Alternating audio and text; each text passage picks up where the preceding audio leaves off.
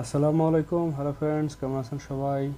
আমার সামনে যে ফোনটি দেখতে পাচ্ছেন, আমি এখন আইএমআই ডায়াল করতেছি। আইএমআই কোড নাম্বার আইএমআই আসতেছে না। এই ফোনটি আইফোন 12 প্রো ম্যাক্স। এটিতে কী সমস্যা আপনাদের মাঝে দেখানোর চেষ্টা করব। ভিডিওটি শুরু থেকে শেষ পর্যন্ত দেখলে বিষয়টি বুঝতে পারবেন। দেখতে পাচ্ছেন আমি বারবার ট্রাই করতেছি। আমরা এখন সেটিংয়ে চলে যাব, মডেম ফার্মার আছে কিনা সেটা দেখার চেষ্টা করব। দেখতে পাচ্ছেন মডেম ফার্মার, এখানে কোনো নাম্বার শো করতেছে না, তার মানে ফোনটিতে মডেম ফার্মার নাই। নো সার্ভিস, সার্চিং অটোমেটিকলি সবসময় এই ফোনটিতে থাকে।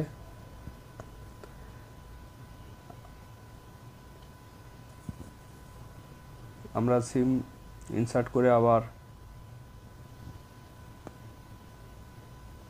লাগিয়ে দেখার চেষ্টা করতেছি। সার্চিং অটোমেটিকলি সবসময়, সিম লাগালেও সার্চিং, না লাগালেও সার্চিং।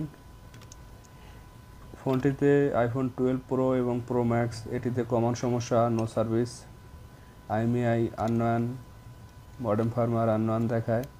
এটি কিভাবে রিপেয়ার করা যায় আপনাদের মাঝে সেটি দেখানোর চেষ্টা করব। আইফোন 12 প্রো এবং 12 প্রো ম্যাক্স, আমার সামনে যে ফোনটি দেখতে পাচ্ছেন এটি আইফোন 12 প্রো ম্যাক্স। এই ফোনটি কীভাবে আপনাদের আইএমইআই রিপেয়ার করা যায় সেই ব্যবস্থাটাই আপনাদের মাঝে দেখানোর চেষ্টা করব। আর আমার এই চ্যানেলটায় আইফোন রিলেটেড সম্পূর্ণ ভিডিও আপলোড করে থাকি। আপনাদের যদি আইফোন রিলেটেড ভিডিও দেখার ইন্টারেস্ট থাকে তাহলে চ্যানেলটি সাবস্ক্রাইব করে একটি লাইক দিয়ে পাশে থাকার অনুরোধ রইল। আমরা এখন দুটি মাদারবোর্ড, এটি সেপারেট করার জন্য যেসব থিওরি অ্যাপ্লাই করতে হয় সেই সব থিওরি অ্যাপ্লাই করতেছি। মাদারবোর্ডে এক্সটার্নাল যত আপনার স্টিকার থাকে এগুলো তুলে নিচ্ছি। এগুলো তুলে নেওয়ার পর আমরা হিট চেম্বার আগে থেকে হিট দিয়ে রেখেছি। আপনার হিট চেম্বার 210 আমি হিট দিয়ে রেখেছি সানশাইনের। আর সানশাইন সারা বিশ্বে সবাই ব্যবহার করে সানশাইনের প্রোডাক্ট, আমিও সানশাইন ব্যবহার করার চেষ্টা করি। আর সবচেয়ে থেকে বেস্ট ডাব্লুএল এর সেপারেটর, তারপরেই আছে সানশাইন। আর ডাব্লুএল এর সেপারেটর একটু দাম বেশি, সেক্ষেত্রে আমি সানশাইন ব্যবহার করি। সানশাইন খুবই ভালো কাজ করে। আমি আগে থেকে হিট দিয়ে রেখেছি, এই জন্য আমাদের মাদারবোর্ডটি খুলতে তেমন কোনো সময় লাগবে না। আর এই মাদারবোর্ডটি এর আগে কেউ খোলে নাই, দেখতে পাচ্ছিলেন আমি সম্পূর্ণ স্টিকার আমি নতুনভাবে রিমুভ করার চেষ্টা করছি। আর মাদারবোর্ডটি খুবই অল্প সময়, দেখতে পাচ্ছেন আমাদের মাদারবোর্ডটি রিমুভ হয়ে গেছে। আর এই ফোনটি আমার আগে আর কেউ কোনো ভাই দেখে নাই, আমি ফার্স্ট এই ফোনটি রিপেয়ার করার চেষ্টা করতেছি। দেখতে পাচ্ছেন আমরা এখন ফোনটি যে নতুন খোলার পর একটি থার্মাল পেস্ট থাকে, থার্মাল পেস্টগুলো আমরা ক্লিন করে নিচ্ছি। ক্লিন করে নেওয়ার পরে আমরা কিছু চেকিংয়ের বিষয় আছে, মাল্টিমিটার দিয়ে কিংবা ডায়াগনস্টের বিষয় আছে, সেগুলো করে তারপরে আপনাদের মাঝে দেখানোর চেষ্টা করব ফোনটিতে কী সমস্যা।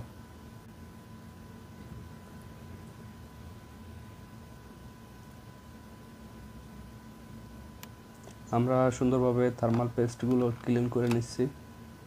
থার্মাল পেস্ট ক্লিন করে নেওয়ার পরে আমরা মাইক্রোস্কোপে চলে যাব। মাইক্রোস্কোপে প্রথমত দেখার চেষ্টা করব সুন্দর করে কোনো ক্যাপাসিটার, কোনো কয়েল কিংবা কোনো আইসি ফিজিক্যাল ড্যামেজ আছে কি না।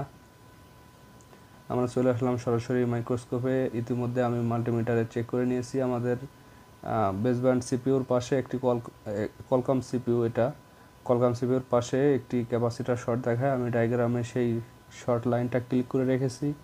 দুটি ক্যাপাসিটার শর্ট দেখাচ্ছে, ফুল শর্ট। আমি এই শর্ট লাইনটা আপনাদের ক্লিক করে দেখানোর চেষ্টা করতেছি বর্নিউতে।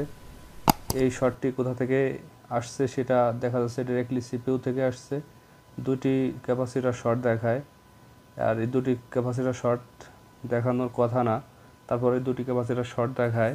শর্ট দেখানোর কারণ হচ্ছে সেটি ইতিমধ্যে আপনাদের মাঝে দেখানোর চেষ্টা করব। দেখতে পাচ্ছেন আমাদের বেসব্যান্ড যে বেসব্যান্ড সিপিইউটা এক সাইড থেকে ফেটে গেছে।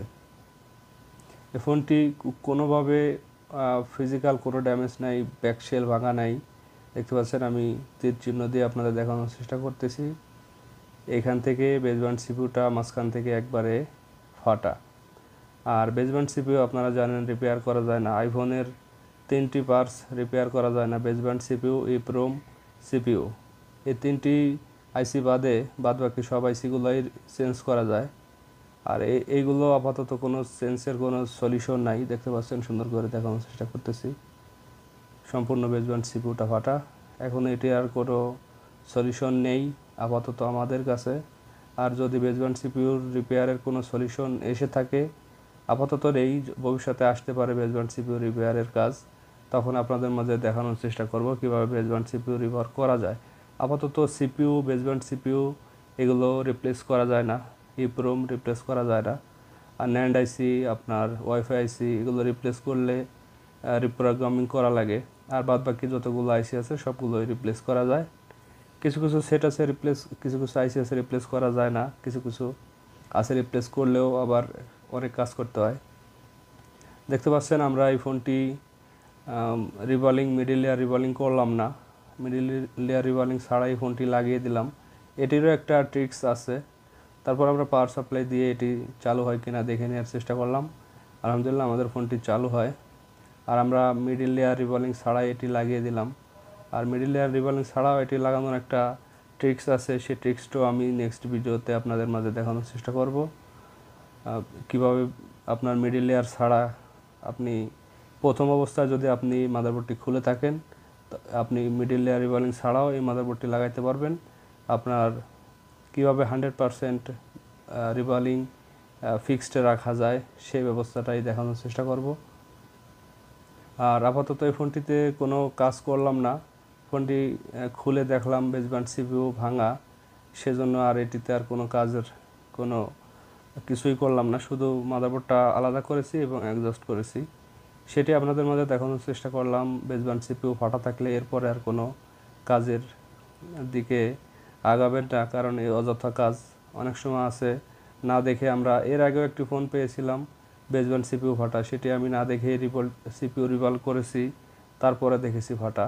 আর আইফোন 12 প্রো ম্যাক্সের এটি কমন সমস্যা, সেটি আপনাদের মধ্যে দেখানোর চেষ্টা করলাম। এটিতে আর কোনো ওয়ে নাই আপাতত। ধন্যবাদ এত সময় আমার ভিডিওটি দেখার জন্য। ভালো থাকবেন সবাই। আসসালামু আলাইকুম।